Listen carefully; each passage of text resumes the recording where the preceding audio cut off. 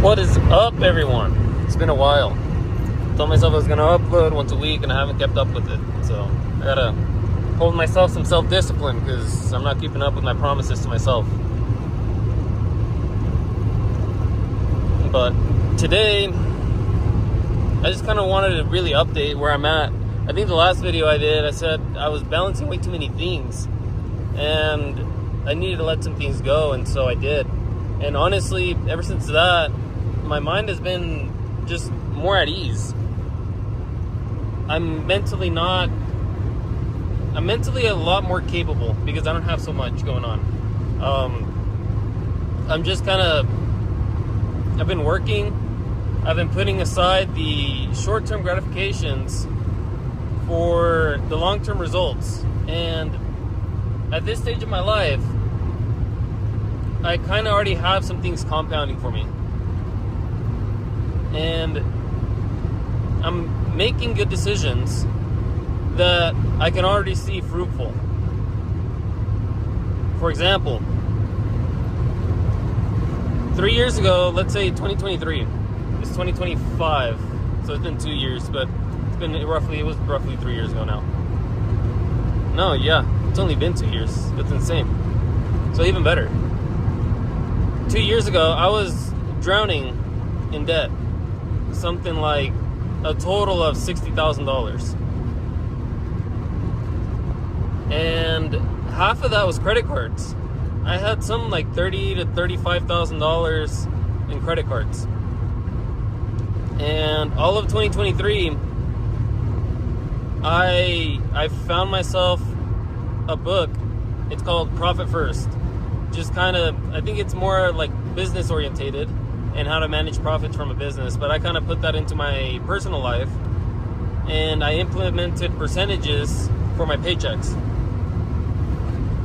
My first couple of percentages, my first adjustments were a bit all over the place. I don't remember them now 100%, but I know right now, for example, I'm putting aside, well, to start with, I'm tithing 10%. And then I'm putting aside 5% for a business, just 5% savings for a business. 45% of my expenses, which I don't even make that. So let's say 30% goes into my long-term investments account, we'll just say. So that's going to grow and accumulate. And then the other 15%, well, actually it's 40%. So the other 10% actually goes to paying bills. And then 45% is for living, anything groceries, rent, or anything like that. I've been doing this formula, these percentages now for, I think, a year and a half. And at first, I was really putting something like 20% towards debt, period. And then anything extra on top of making my minimums for anything else. So on top of minimums for rent and groceries, like whatever was left at the end of the month, I was throwing towards debt. And back to when I had that $60,000 of debt, I didn't know how I was going to get out of that hole. But I read that book, and that whole year I kept that budget. And come the end of the year, I had a choice, which was to sell a pickup truck that I had bought and supposedly to flip, and I had liked it and I planned on keeping it, or I could continue with the flip. I'd used that truck all year, so I knew I knew what it was worth. I knew it was good. And so I was faced with it's like that why that you're faced with in life sometimes, where you have two directions. You can take one way and it'll come out with one outcome, or you can take the other way, completely different outcome. And so that's where I was. I was at a fork. I guess I think they call it a fork. And I ended up selling the truck, and I paid the rest of my debt. And so in that year, after interest and everything, it was something like $35,000 to like $37,000 that I paid off, which is insane. And I think I had a car that it wasn't mine. It was my mother's car, And so I had that debt still on my background, and then I had, I think, another vehicle at the time. I forgot which one it was. Yeah, I don't remember. But and so come the end of that year, I went from basically paying almost $5,000 a year in just interest, and then my payments for cards were like 150 plus. Let's say the smallest one was 150 and the biggest was like 450. Oh yeah, I had a personal loan. That I forgot about that one. I had like a $12,000 personal loan that I had taken out the year before to try and start a business, and then that business didn't work out for me. I'll get into that story another day. And so maybe it wasn't 60, maybe it was closer to like 45, 50. I don't remember anymore. So fast forward to 2024, I'm still trying to figure out loose ends.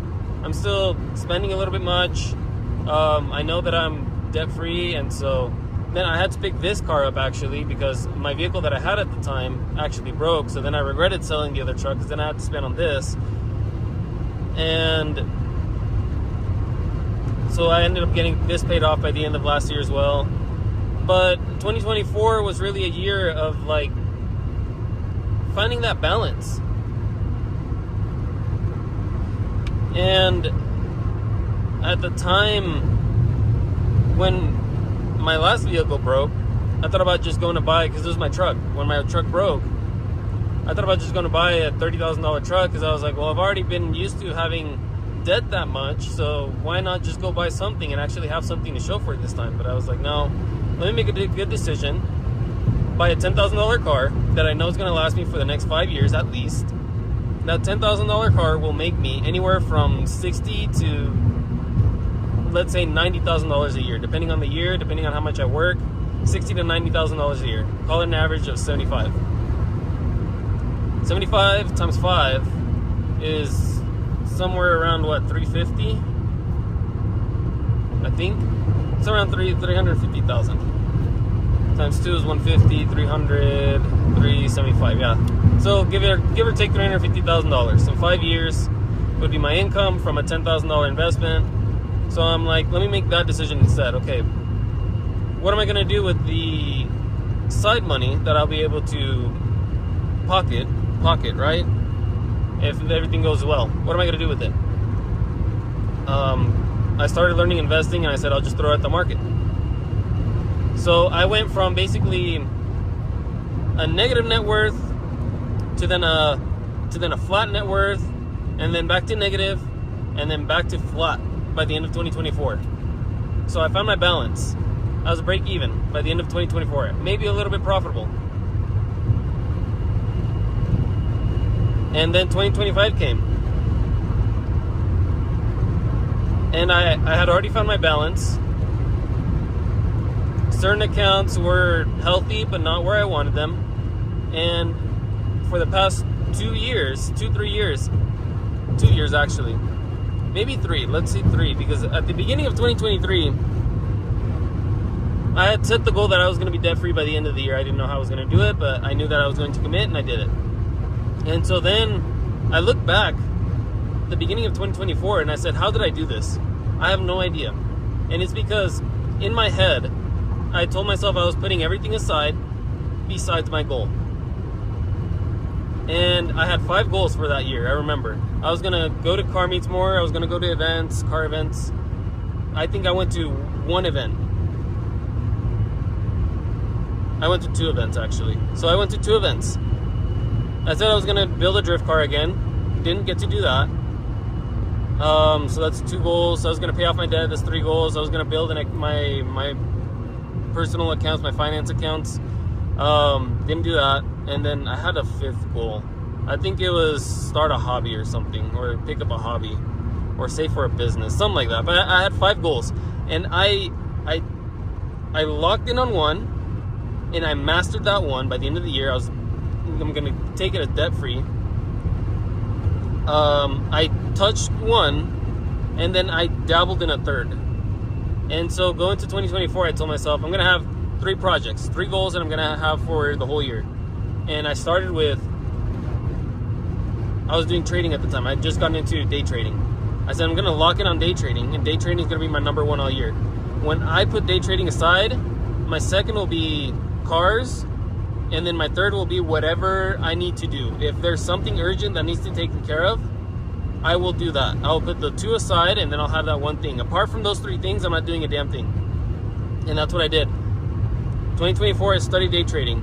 I put in, I couldn't even tell you how many hours. But, I mean, aside from not putting that much effort in at work and getting in trouble at work for thinking about trading, hours after work, I'd wake up early, go to the gym, and then after the gym, I'd have 2 hours in between work to think about trading. So I mastered that. That goal got crushed. My second one, I think I didn't really touch all that much, because I didn't mess with cars 2024. I didn't do anything 2024. I was bored. Well, I was locked in with my day trading, with what I was studying, and here or there, I had other little projects, side things that came up that didn't need to get taken care of. Cars broke. I needed to take days off to handle some certain things, cut a tree or whatever. I forgot what else I had to do. There's a couple times in 2024 where I took days off. But at the end of the day, I didn't go backwards, because I didn't put my wants first. I put my needs. And my needs were, one, I needed to learn day trading. I needed to learn that so that could be a profitable skill, so that I can at least learn the basics of investments, and I can at least throw money in a market and know where I'm putting it and for it to grow. And it's like, if it wasn't for that, all that focus that I put in last year, 2024, this year, 2025, I probably wouldn't be doing as well as I am. That compounding that I've talked about in previous videos, where you learn one skill, that one skill helps you get to learn the second skill a little faster, then the third skill even faster, the fourth skill even faster. Compounding of skills. That's what I call that, at least. Skill compound. And so now I'm just letting those things work. And once I get the opportunity to go to the next thing, which might be business, which might be just more aggressive trading, which might be a social media channel, I don't know. Whatever I'm allowed to do next, it'll just compound, and I'll grow that even faster because my current skills that I have. But it really took me that year of 2023 of putting everything aside and knowing what I had to do, going back and reviewing before 2024, at the end of 2023, going back and reviewing everything going into 2024. So then I knew what made me successful in 2023 with my goal, and how to use that in 2024. Come 2024, I crushed that goal. And then I had a couple things that I did. And then come 2025, I said, you know what? I'm going to put all that aside. I'm going to make this year a lot better year, because 2024, I'm not going to lie, I look back, there were no memories. I think I did one thing the whole year, and that was we went to the lake in McCall. And that was it. And I look back to the year, and it was actually kind of boring. And I didn't want to do that again this year. And so this year, I have not locked in so hard. I've worked. I took a job. I explained this earlier. I took a job earlier this year where I worked lots of hours. A minimum of 8 hours, no less than 8 hours, and maximum of up to freaking 16 hours, depending on the day. And so a lot of my free time has gotten taken up because of this job, but financially, I'm off a lot better. And so therefore we are able to enjoy more things, and because we are able to enjoy and financially I am set, we are able to save a lot more. And so this year's saving has been actually pretty damn aggressive, and my investing has been pretty aggressive as well. This car got paid off late last year because I'll just basically, I paid it off with crypto. I'll just put it like that. I threw money into crypto, and then I pulled it all out at the beginning of this year. So come this tax year of 2025, I might take a hit. But I threw a lot of money into crypto 2024, And then I paid off, basically, I had like $8,500 left to pay off on this $11,000-ish car, $10,500 finance, whatever. I had like $8,500 at the end of the year. I pulled all my crypto, I paid off this car, no more expensive insurance, just liability. It's basically freaking $400 a year, and no more monthly payment of $200 a month. So now, instead of paying, what was it? Basically call it $125 a month for insurance, $200 a month for the car. So $325 for this car that isn't a toy, it's more of a tool. Now I'm saving, and let's call it $50 a month or whatever $450 a year is going to equal to. So, but what did I want? And even still earlier this year, I struggled with it. I sold the BMW.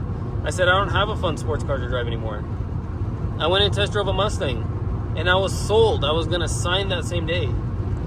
But before signing, in the middle of it, I was going back and forth. I was like, no, these numbers need to come down for them to make sense, because I'm not going to do it. The salesman about got me to sign, kinda. I mean, I was going back and forth with him with numbers, and I was telling him what I would sign for if he could meet those numbers, and he couldn't. And so, but yeah, I was like, maybe I should just make it work. I thought about going back and just saying, you know what, screw it, I'll just make it work. I want this car. I mean, I could use it for the other YouTube channel that I want to bring back to life. I could use it for this channel because I like doing the drives and the talking. And I thought having a car that's fun and worth driving, I would enjoy a lot more doing this type of content. But then I went home, I sat down with ChatGPT, and I was like, hey, this is the payment, this is what it would cost me, this is what the insurance would cost me.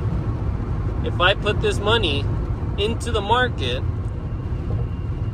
and invest it, or put it elsewhere where I know it could grow, I could invest it into the SME 500, which is basically into education.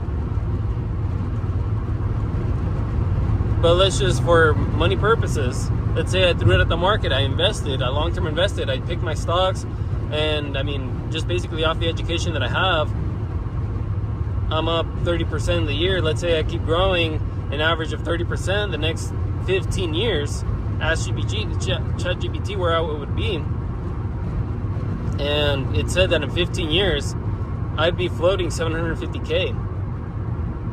And so I said, okay, in 15 years, yeah, that sucks, that's a long time, but in 15 years I can buy a house for $400K cash, pull out of the investment account, pay the taxes, whatever, but I wouldn't have that monthly payment anymore of $1,500, $2,000 a month of rent, or an expensive mortgage.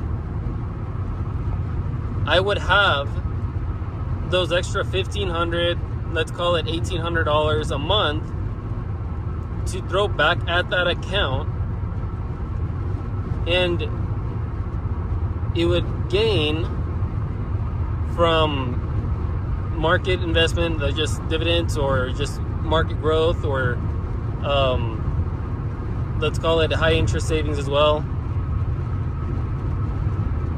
By the end of the 15 years, the second 15 years, because I did basically 30 years, which is if I bought a house now for $400,000 versus if I waited half the 15 years, bought $400,000, and then the other 15 years, what would happen? In 30 years from the day that I made that ChatGPT kind of like layout, I'd be worth $10 million, or seven. And then if I waited till the 30 years and bought a $400,000 house, it would be $10 million. Yeah. So I did three options: buy a house today, buy a house in 15 years, buy a house in 30 years. Invest what I can, buy a house today, invest for the next 15 years, buy a house cash, and then invest that money, everything, rent, mortgage, whatever I would be paying for the next 15 years, plus what I was already investing. It'd be it was like 7.2, 7.5.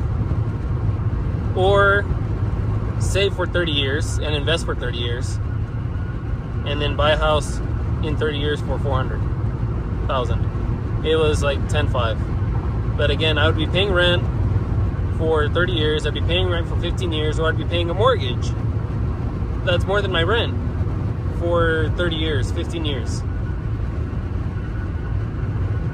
No, actually, I wouldn't be paying a mortgage for 15 years. It'd only be 30 years if I bought as of that day.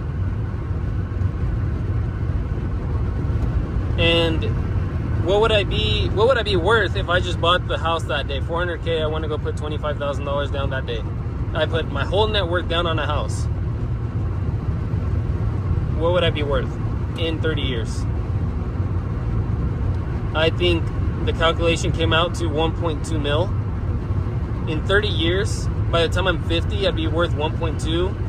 Versus if I invested for 15 years, I'd be worth 7.2, 7.5. That's a let's say $5.2 million difference because I invested for 15 years and then I bought a house.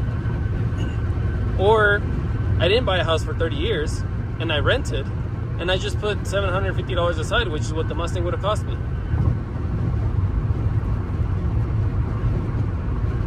And I'd be worth 10.5 or something like that.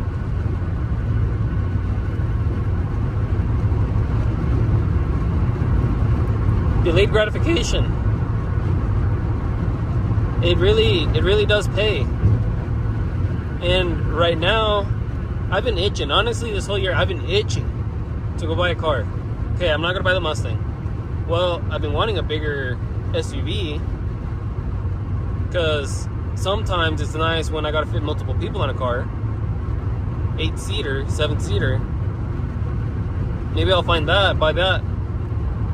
No, I better not. I don't need it that much. I came to the realization I could rent one on Turo if I needed it. Instead of making a $500 payment every month, I can make a $500 payment, $600 payment for 1 month and get the same use out of it. Okay, well, I'll just go buy a Subaru, an STI. Let's say I spend $15K. And then like that, I get a little bit of a balance. Might just end it on that. Okay, how do I want to do that? Let's just throw money at the market, come up with a good down payment, and then maybe make the minimum payment. Because at least like that, I have some kind of enjoyment in between. I'm not starving myself of any fulfillment for 30 years. But I am still putting in for the long term.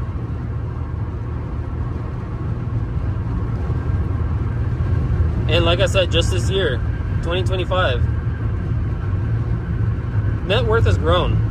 Like, cash available, I guess if you want to say it, investment accounts, high yield savings, which is safe.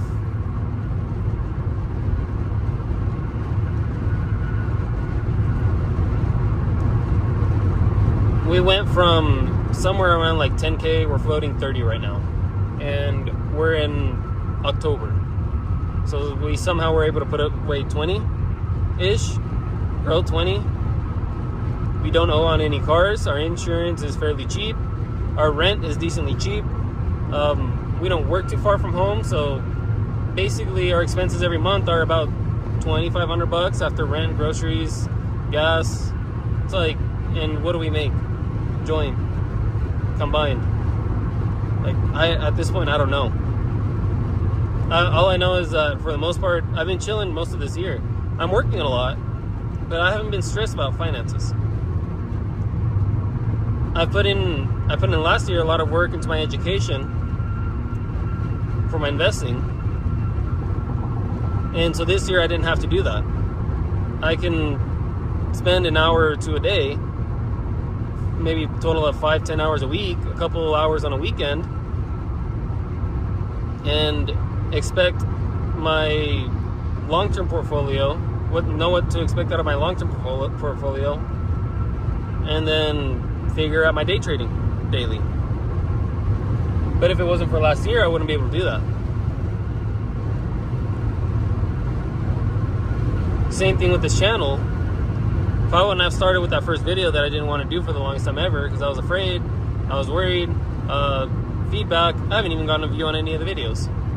I was afraid of the crowd, and I don't have any type of audience right now. And that might be laughable. But I'm okay with it.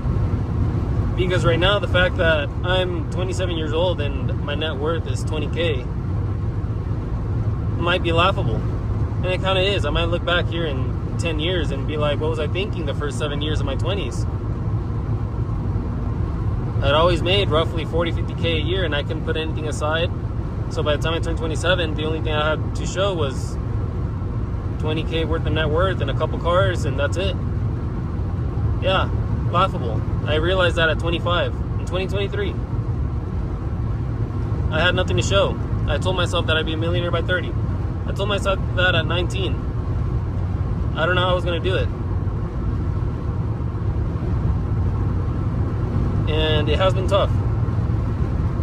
Because I've tried multiple things. I've had failed businesses. Multiple failed businesses. Multiple failed social media accounts that I thought I was going to blow up. But in my head, I hadn't let go of the things that people told me that put me down. And I couldn't grow because of that. And same thing with this one. Before I picked it up, I was afraid of a crowd making fun of me. I haven't gotten a view on a video. I've uploaded like 5 or 6 at this point. So all of this again I'm just updating. I'm just updating my life at this point. I hope somebody follows along and realizes that, yeah, the things that we see on social media where 20-year-olds, 18-year-olds, 16-year-olds are making millions of dollars might be real. Sucks to see, especially if you're older than me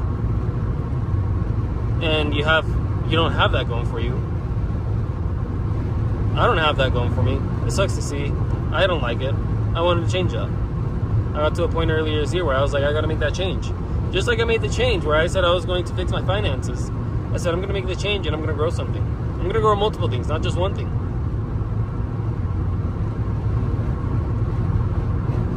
But first it starts with the compounding effect. You start with one thing and then that thing will compound.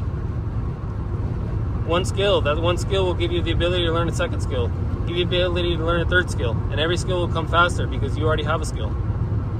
Some are harder than others. Day trading is hard. I still haven't figured it out. I'm a bit profitable, break even, but I'm not there.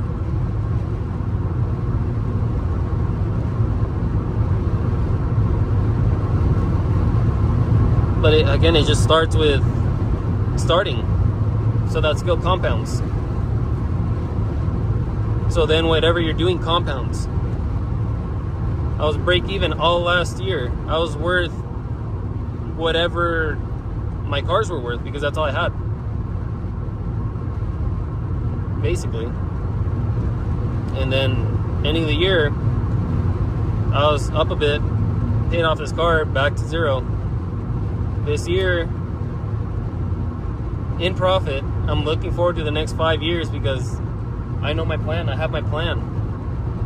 But I'm really tempted to go and feed that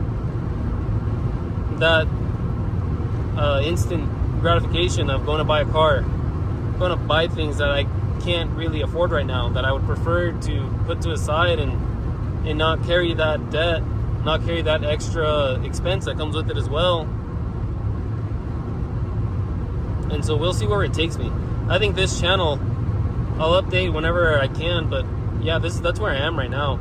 I just realized this whole year has been a lot more chill than any other year. It's been 2 years that I couldn't sleep. There was one night, I wrote it out, honestly. I journaled it, like legit journaled it in my finance notebook. I went to one of the back pages that I thought I'd never get to, and I just bumped into it a couple months ago. I couldn't sleep. I could not sleep because the debt that I had floating over my head, I didn't know how I was going to get out of it.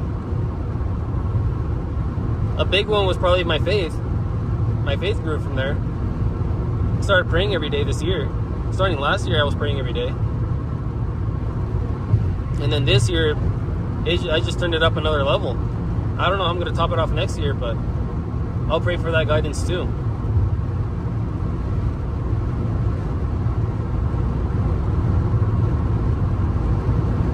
And again, it just compounds. when you mentally decide that you need to change something, you sit down and you lock in on how you're going to do it.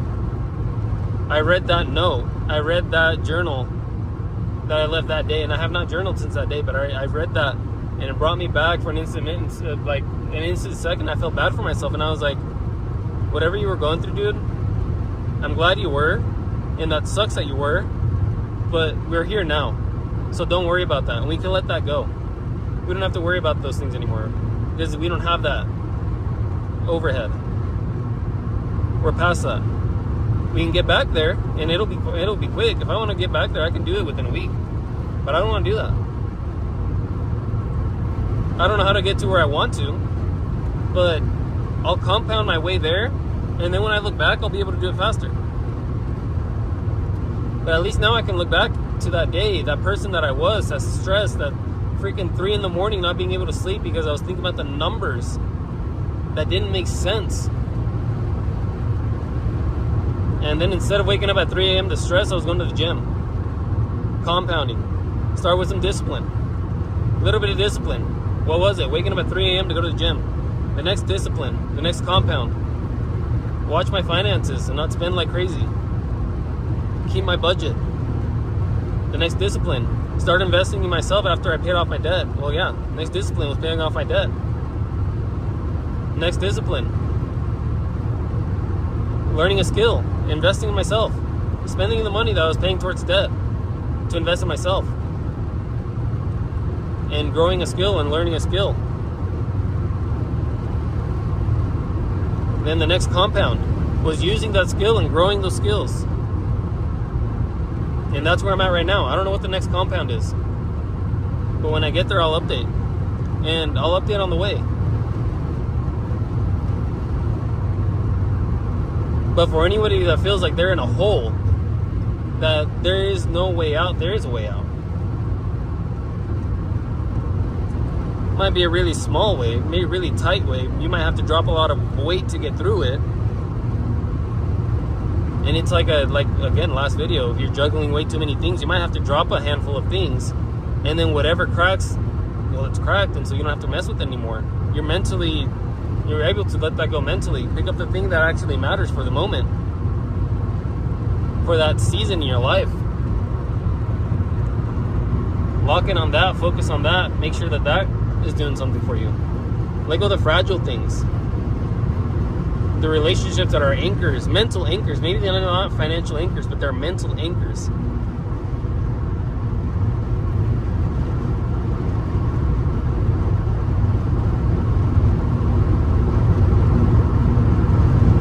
Because ever since I let go of those mental anchors, and I haven't had those anchors this year.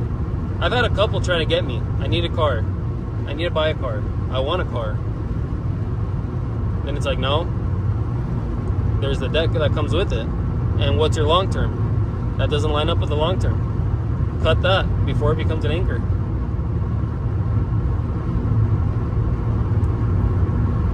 Along with every other thing. Well, I need to buy a house because if I don't buy a house, buying a house isn't an investment anymore. It's 2025. Not the freaking 1980s, 1990s when it was still worth it. Maybe even the early 2000s. But buying a house isn't an investment anymore. If you buy a $250,000 house, you're going to pay $630,000 after interest in 30 years. And your house might be worth $350,000. So your $250,000 house that you're buying is going to cost you $630,000 after 30 years. I didn't like that. I'm deciding not to buy a house. I will rent, and I'll live somewhere year to year. And I'll have the freedom to move whenever I feel like moving.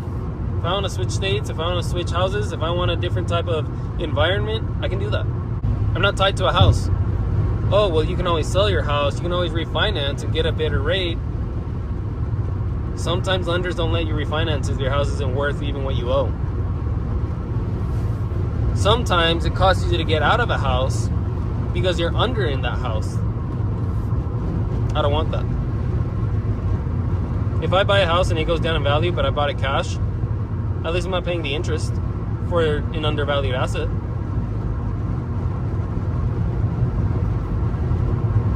not buying a house. Again, I was juggling that for really all of 2024, some of 2023, even 2022. I don't know why, because I couldn't even survive. But I was juggling that idea that I needed to buy a house. And then I let that go. I haven't thought about that for multiple years because I know what I want to do. I know that at the end of the day, that's going to cost me more than what it's going to make me.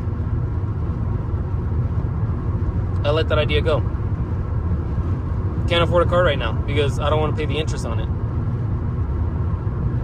Drop that. Stop juggling it. I let it go.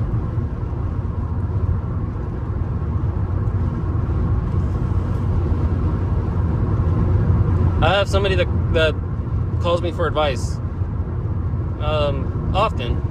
Not all the time, but often. And one of the biggest pieces that I gave them, and I don't think they picked it up, one of the big pieces that I gave them was, what are your controllables? Figure out your controllables and do that. You can't control how somebody else acts, what somebody else does to you, how somebody else behaves with you, how somebody else tries to manipulate you. You can't control that. What you can control is how you react. What you can control is how you spend financially so that you can set yourself up better so that that person can't really bother you because you'll have some leverage over them.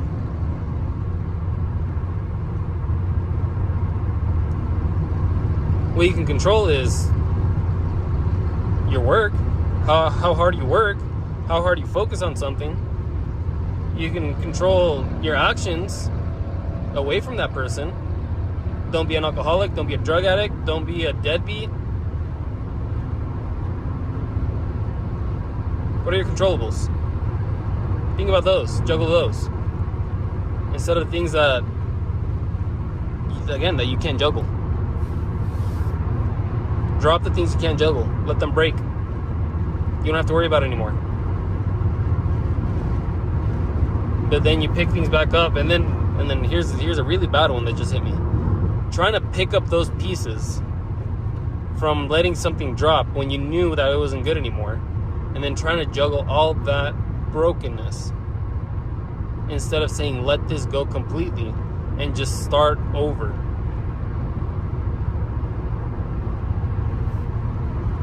Relationships that left you broken,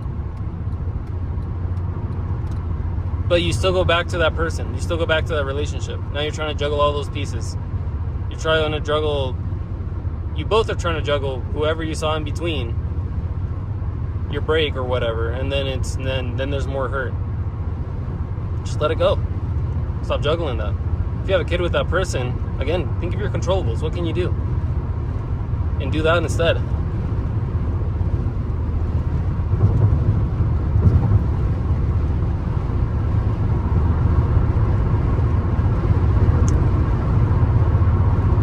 And again, sometimes just delaying the gratification for a couple of years will clear your mind because you'll have a load that you have to balance. Once you learn to balance that load, you'll have room to throw yourself off a little bit with some gratification, with some satisfaction.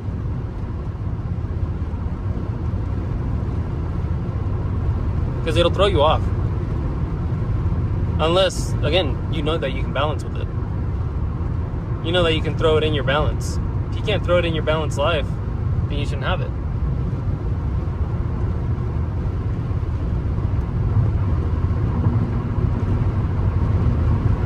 But I'll leave you guys with that. I really just wanted to offload that because that's been on my mind.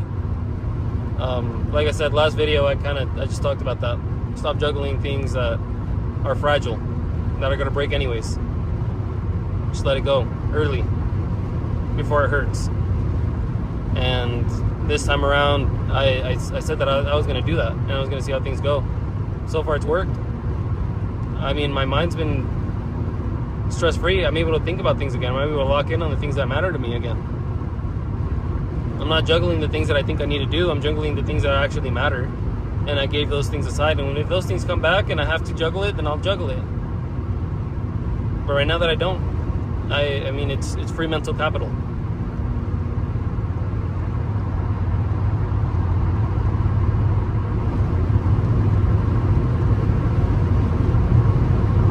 But today's Saturday.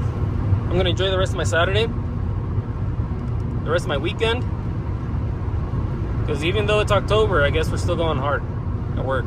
So I'm gonna try and enjoy my weekend as much as possible, so I'm prepared for the week. I'll catch you guys in the next one.